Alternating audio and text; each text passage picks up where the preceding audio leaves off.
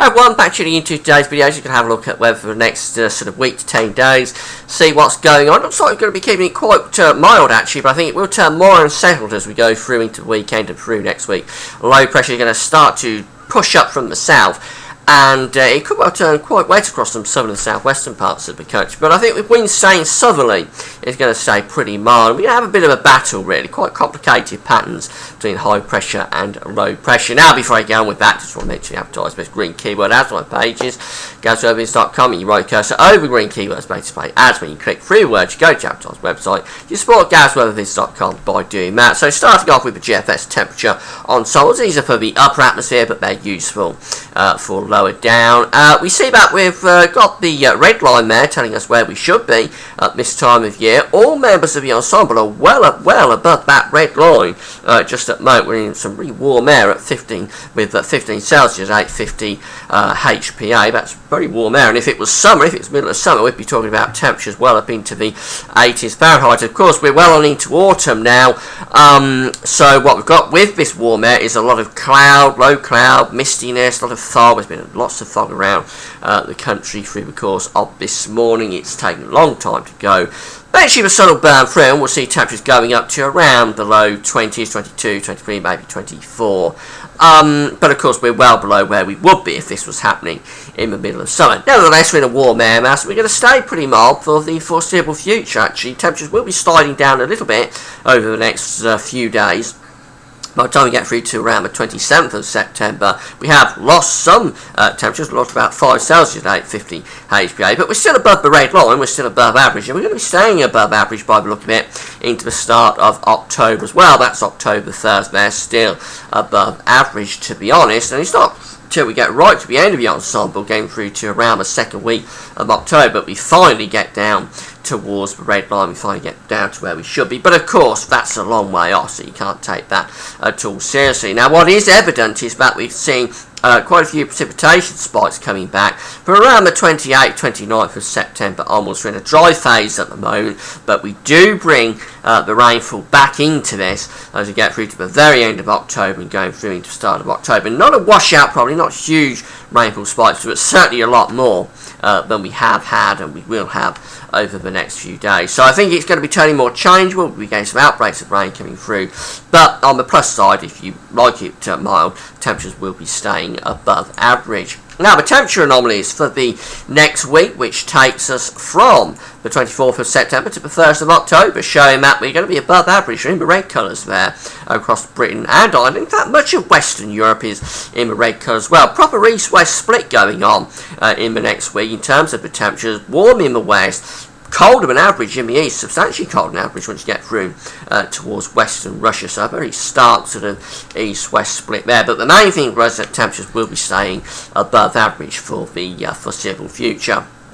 So having a look at the generic charts, here's the GFS first of all, showing we've got high pressure over Scandinavia on Saturday, but low pressure is out in the Atlantic. What we find happening as we run through this is that this low pressure slowly but surely pushes northwards over the weekend. So I think the southern parts of the country will turn increasingly unsettled over the weekend. There'll be showers breaking out, maybe some outbreaks of rain as well. But for Scotland and northeastern England, we stay more or less under the reach of high pressure.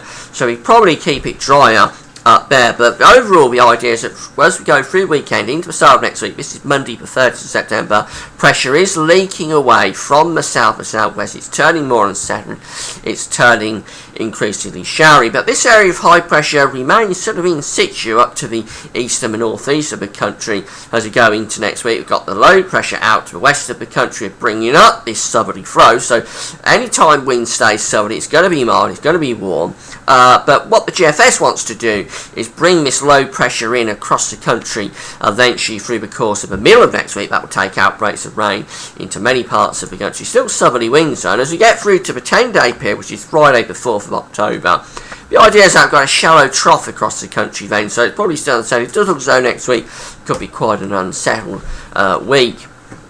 The ECMWF again showing that for Saturday the high pressure is to the east of the country, the low pressure is to the west and southwest, bringing up this warm southerly flow across the country. I think we'll be seeing temperatures at least up to around 20 degrees at the weekend. But again, it's this idea battle we have with GFS, that pressure will leak away to the south-southwest. We'll start to push this low pressure in across the country. So for Ireland, England, Wales, I think Saturday and Sunday we turn it showery. Whereas for Scotland and North East England, we probably hold on to a ridge of high pressure, so we hold on to more settled conditions there.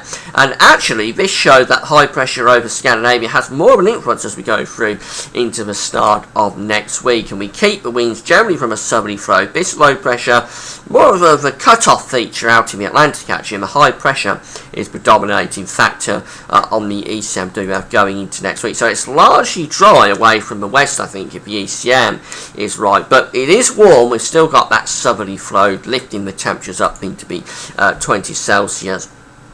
As we go through to day 10, which is Friday the 4th of October, again we bring that low pressure in as a shallow trough, but it's very tentative this, and that high pressure to the east and the northeast over Scandinavia back into western Russia is really quite dominant. It wouldn't take much of an adjustment at all to actually place us under high pressure conditions throughout next week.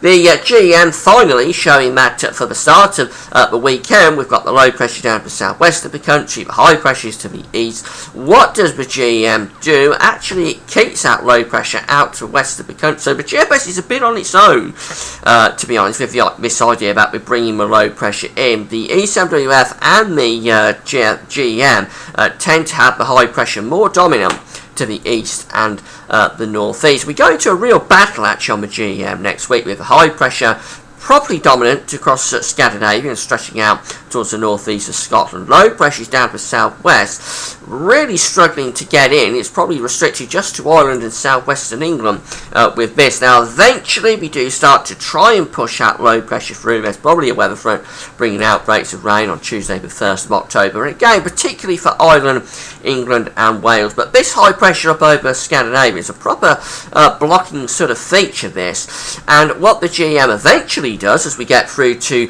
day 10, Friday the 4th of October, it actually it actually has the high pressure winning the battle to quite a degree. We sort of restrict the low pressure to Ireland and the far southwest of England.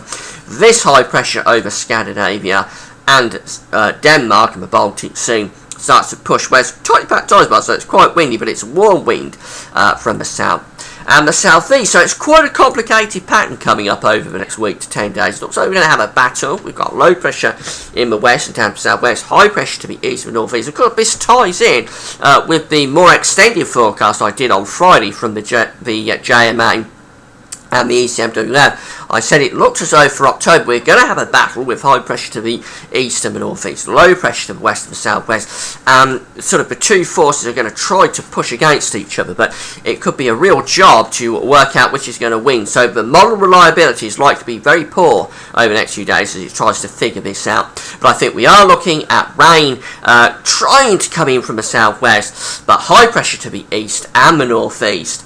I think we're going to really struggle to see what's going to happen. That's it for now. Thanks for watching.